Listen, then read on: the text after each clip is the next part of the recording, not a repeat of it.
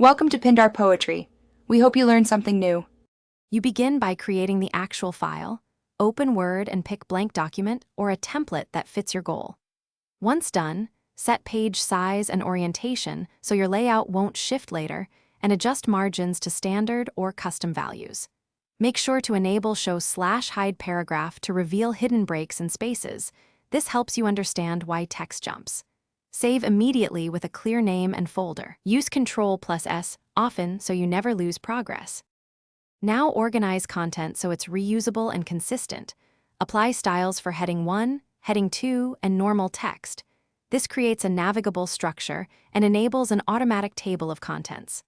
Once done, insert page breaks or section breaks when you need different headers or orientation.